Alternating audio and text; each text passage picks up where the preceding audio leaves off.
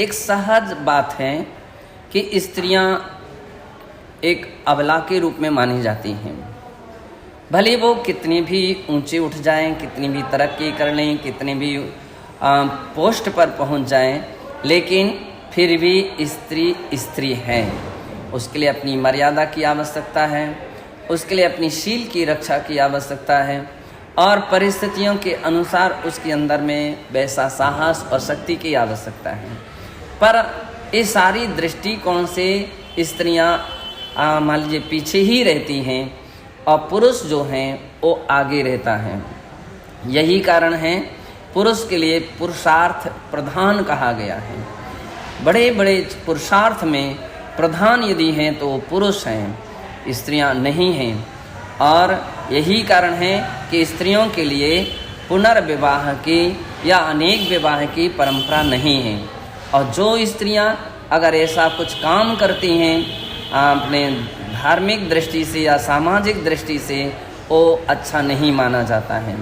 वेश्या या गणिका जो शब्द आता है वह ऐसी ही स्त्रियों के लिए आता है जो इस प्रकार की शील रक्षा नहीं कर सकती। हमारे यहाँ की परंपरा है, आर्ष परंपरा है कि शील व्रती जो नारियां होती हैं एक पति को ही स्वीकार करती हैं और अन्यथा मरना पसंद करती हैं, लेकिन अपने शील में दोष लगाना पसंद नहीं करती। चाहे इसके लिए जैन धर्म हो, चाहे वैष्णव धर्म हो, चाहे मुस्लिम धर्म क्यों ना हो, सभी में इस प्रकार का उल्लेख है। जब हम लोग गुजरात में या राजस्थान में देखा कुछ ऐसी एरियो में कि वहाँ पर अनेक रानियाँ, अगर राजा खत्म हो गए तो रानियों ने अपनी अग्नि में कूद करके हत्या कर ली, लेकिन अपने शील को नहीं डिगने दिया।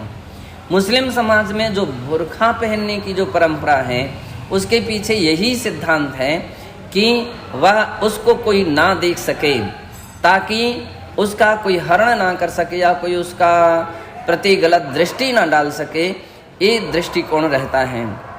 तो इसलिए स्त्रियों के लिए एक ही शादी की हमारे यहाँ परंपरा रही है। और पुरुषों के विषय में शास्त्रों में उल्लेख मिलता है कि पुरुषों में अनेक शादियों की परंपरा है। और यहाँ तक ही नहीं, भरत चक्रवर्ती जो भी चक्रवर्ती होते हैं उनके विषय में बतलाते हैं कि उनका ऐसा नियोग है कि उनकी 96,000 रानियां रहती हैं। जब हम देवगति के देवों के विषय में पढ़ते हैं तो सामान्यतः देवों की 32 देवियां होती हैं और उनकी महत्तरिकाएँ और भी प्रकार के सेवा करने वाली दासियां 4-4 हजार की संख्या में होती हैं। तो ऐसा संख्या जब जोड़ देते हैं तो बहुत प्रकार की संख्या हो जाती हैं। लेकिन कितनी भी रानियां क्यों ना हों राजा की, लेकिन पट्ट रानियां एक सीमित और मुख्य ही होती हैं। बाकी सामान्य रानियां होती हैं। चक्रवर्ती की एक ही प्रमुख पट्ट रानी होती है जो धर्म कार्य में आगे रहती हैं।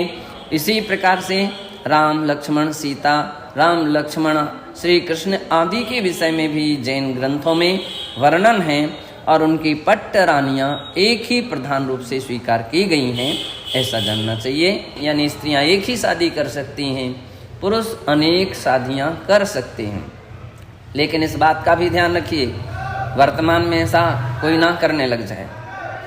आज व्यक्ति सक्षम नहीं है, एक ही पत्नी को नहीं संभाल पाते हैं, छोटी छोटी बातें में हो जाती हैं तो तलाक दे दिया जाता है, झगड़े हो करके और दूर खड़े हो जाते हैं। तो एक को ही नहीं संभाल सकता, वो अनेकों को कैसे संभालेगा। इसलिए पुनर्विवाह की परंपरा पर कंट्रोल होना चाहिए।